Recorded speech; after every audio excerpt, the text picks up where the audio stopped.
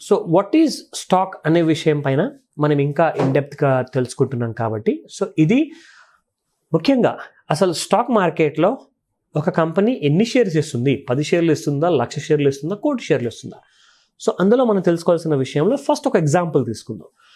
So example, ఒక company ఐపీఓకి వచ్చేటప్పుడు, IPO అంటే ఇనిషియల్ పబ్లిక్ ఆఫరింగ్. ఇనిషియల్ ఎందుకు అంటారంటే అది మొదటిసారి ఆ కంపెనీ షేర్ మార్కెట్లోకి రాబోతుంది కాబట్టి ఇనిషియల్ అంటారు, అంటే మొట్టమొదటి పబ్లిక్ ఆఫరింగ్ అనమాట.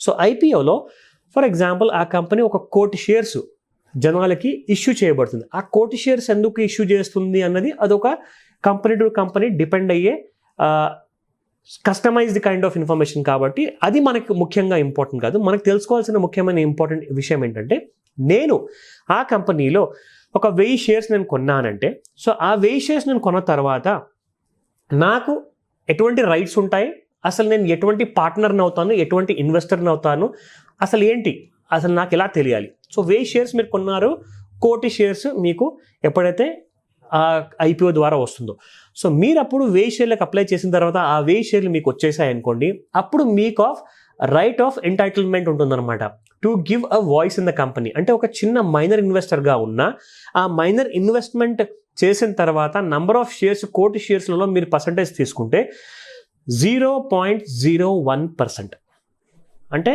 0.01% మాత్రమే, 1% కూడా కాదు. ఆ 1%లో కూడా 0.01% మీరు ఒక పెట్టుబడిదారు అవుతారు అనమాట. సో ఆ పెట్టుబడిదారికి పేరు మైనర్ ఇన్వెస్టర్ అంటారు. ఎందుకంటే ఎక్కువగా షేర్స్ కంపెనీ ప్రమోటర్ దగ్గర ఉంటాయి. కంపెనీ చైర్మన్ కానివ్వండి, కంపెనీ బోర్డ్ ఆఫ్ డైరెక్టర్స్ కానివ్వండి, వాళ్ళ దగ్గర 50% కంటే ఎక్కువగా, అంటే దాదాపు 50 లక్షలు కానివ్వండి, 70 లక్షలు కానివ్వండి, ఆర్ 90 లక్షల షేర్స్ కూడా వాళ్ళ దగ్గర ఉండే అవకాశం ఉంటుంది. అది depending upon different commitments, different companies కానివ్వండి. సో ఇందులో మీకు ముఖ్యంగా తెలుసుకోవాల్సింది ఏంటంటే, అసలు మీరు ఎటువంటి పార్ట్నర్ అవుతారు, దీంట్లో మీ రోల్ ఏముంటుంది, మీ లిమిటేషన్స్ ఏముంటాయి, మీ రైట్స్ ఏముంటాయి. స్టాక్స్లో జనరల్గా చూసుకుంటే ఇక్కడ కొనేవాళ్ళు ఎవరైతే వస్తారో షేర్ మార్కెట్లో, అది ఏజ్ చిన్న పెద్ద ముఖ్యం కాదండి, వాళ్ళ మైండ్లో ఉన్న ఆలోచన ముఖ్యం. అంటే వాళ్ళ అవసరాల మీద డిపెండ్ అయ్యేసి వాళ్ళ ఆలోచనలు కూడా ఉంటాయన్నమాట. సో ఫర్ ఎగ్జాంపుల్, నేను లేదా ఇంకెవరైనా ఇన్వెస్టర్స్ ఉన్నారు, వాళ్ళకి రెగ్యులర్ ఒక డీసెంట్గా వచ్చే ఇన్కమ్ అవసరం. సో నేనేం చేస్తానంటే, ఎగ్జాంపుల్, నేను ఒక గ్రోత్ ఎక్కువగా ఉండే స్టాక్స్నే నేను ప్రిఫర్ చేస్తాను. గ్రోత్ ఎక్కువగా ఉండే స్టాక్స్నే నేను ఎందుకు ప్రిఫర్ చేస్తానంటే, బేసిక్గా వాళ్ళ దగ్గర నుంచి నేను ఎప్పుడైతే ఎక్స్పెక్ట్ చేసిన రిటర్న్స్, అంటే క్యాపిటల్ గ్రోత్, నేను ఒక ఎక్స్ అమౌంట్ పెట్టాను అనుకోండి, ఆ ఎక్స్ అమౌంట్ పైన నాకు జస్ట్ 10 రూపాయలు కాదు, 100 రూపాయలు కాదు, నాకు 1000 రూపాయలు కాదు, నాకు 10,000 కావాలి రెగ్యులర్గా.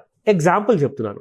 సో ఈ ఎగ్జాంపుల్లో నాలాంటి ఆలోచన ఉండేవాళ్ళు చాలామంది ఇన్వెస్టర్స్, ట్రేడర్స్ ఉంటారు. సో ఇటువంటి ఇన్వెస్టర్స్ అండ్ ట్రేడర్స్కి కోసం కూడా సో ఆ గ్రోత్ ఉన్న స్టాక్స్ని ఎక్కువగా ప్రిఫర్ చేయాలి. ఎందుకంటే మీరు పెట్టుబడి పెట్టిన ఎక్స్ అమౌంట్ ఎప్పుడు కూడా మీకు ఒక రెగ్యులర్గా, ఒక సిగ్నిఫికెంట్గా ఎక్స్పోనెన్షియల్, అంటే ఒక రీజనబుల్. ఫర్ ఎగ్జాంపుల్, చాలామంది అంటారు, నాకు నెల ఎంత వస్తుందండి ఇన్కమ్, నేను పెట్టుబడి పెడతాను, 10,000 పెడతాను, 1,00,000 పెడతాను, 1,00,00,000 రూపాయలు పెడతాను, సో నాకు ఎంత రావచ్చు ఇన్కమ్. అలా మీరు మంత్లీ చూసుకోకండి. మీరేం చేస్తారంటే, మీరు పెట్టిన పెట్టుబడి మీకు రెగ్యులర్గా మీకు మంత్లీనే పర్సంటేజ్ వస్తుంది, బట్ ఏంటంటే మీరు అదొక యాన్యువల్ ఆలోచనతో ఉండండి. అంటే ఒక సంవత్సరం వరకు నేను రెగ్యులర్గా ట్రేడ్ చేస్తాను, రెగ్యులర్గా స్వింగ్ ట్రేడా, ఇంట్రాడే ట్రేడా, లేదంటే క్వార్టర్లీకి ఒకసారి కొన్ని అమ్మడమా, 3 నెలలకు ఒకసారి, సో అటువంటివి నేను చేస్తాను. కానీ నాకు మంత్లీ ఎంత వర్కౌట్ అవ్వాలి. ఫర్ ఎగ్జాంపుల్, కొంతమంది అంటారు, నా ఎక్స్ అమౌంట్కి నాకు 2% సరిపోతుందండి మంత్లీ.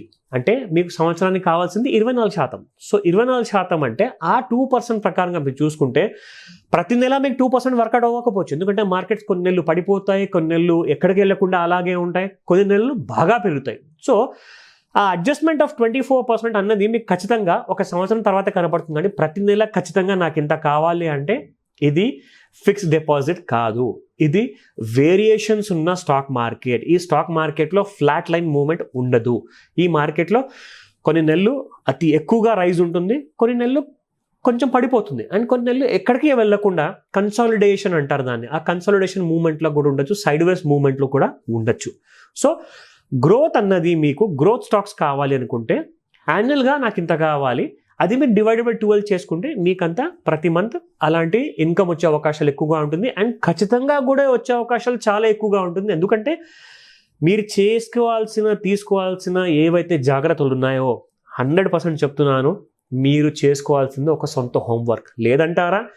మీ దగ్గర అటువంటి బేసిక్స్ నాలెడ్జ్ లేదు. మా వైపు నుంచి మేము ప్రయత్నం మొదలు పెట్టాము. మీరు రెగ్యులర్గా చూస్తూ ఉండండి మా వీడియోస్ని. దీంతోపాటు మీరు ఎవరైనా ఎక్స్పర్ట్స్ ఉన్నారో, ఎవరి దగ్గరైనా ఒకసారి ఫీజు కట్టి చూడండి, 1 నెల 2 నెలలు మీకు నచ్చిందంటే వాళ్ళ సర్వీస్ కంటిన్యూ చేయండి. ఆ ఎక్స్పర్ట్ దగ్గర సర్టిఫైడ్ అనలిస్టులు చాలామంది ఉన్నారు, సర్టిఫైడ్ ప్రొఫెషనల్స్ చాలామంది ఉన్నారు, సర్టిఫైడ్ ఫండ్ మేనేజర్స్ ఉన్నారు. సో వీళ్ళందరి దగ్గర కూడా మీరు ఒకసారి ట్రై చేసి మీకు నచ్చితే కంటిన్యూ అవ్వండి. లేదంటారా? మీ సొంతంగా మీరు నేర్చుకోండి. ఆ బేసిక్స్ కావాల్సిన ఇంపార్టెంట్ టూల్స్, కావాల్సిన ఇంపార్టెంట్ నాలెడ్జ్ మేము రెగ్యులర్గా ఇస్తూ ఉంటాము. సో మీరు మమ్మల్ని కూడా ఫాలో అవ్వచ్చు. సో ఇక్కడ గ్రోత్ స్టాక్ గురించి మనం మాట్లాడుకున్నాం. సో తర్వాత ఇంకా రెండో రకం ఇన్వెస్టర్స్ ఉంటారు. వీళ్ళు ఏమంటారంటే, లేదండి నాకు మార్కెట్లో నుంచి రెగ్యులర్గా రాబడి ఉండాలి, అంటే అదే 2% ఉండాలి, కానీ ఆ 2%తో పాటు డివైడెడ్ బై 12 చేసుకుంటే 2% వస్తుంది కదా, సో 24% నాకు యాన్యువల్గా వస్తుంది. అది కాకుండా నాకు ఈ ఇన్వెస్ట్ చేసే స్టాక్స్లో మంచి డివిడెండ్ ఇచ్చే స్టాక్స్ ఏవి, డివిడెండ్ ఇచ్చే స్టాక్స్ కూడా నాకు ఇంపార్టెంట్ అండి. నా పోర్ట్ఫోలియోలో నేను వీటిని జమ చేసుకుంటూ ఉంటాను అట్ రెగ్యులర్ ఇంటర్వల్స్లో.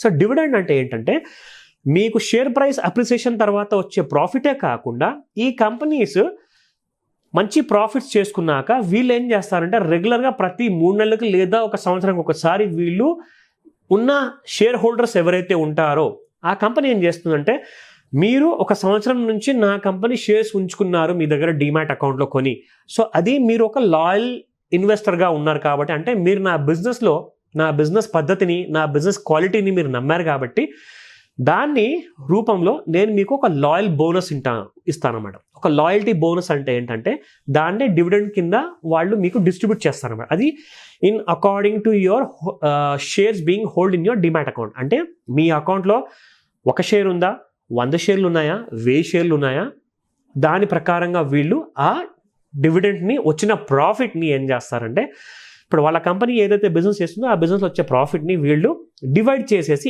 ఈక్వల్గా ఇన్వెస్టర్స్కి పంచుతారనమాట.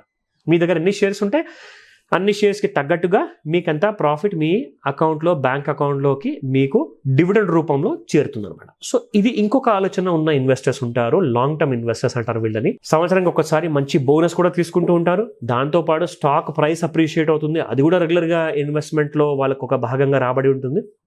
సో ఈ రెండు కూడా ఆలోచించే వాళ్ళు చాలా మంది ఉంటారు. సో ఇది కూడా మీరు తప్పకుండా ఆలోచించండి. ఈ పారామీటర్ కూడా బాగా పనికొస్తుంది.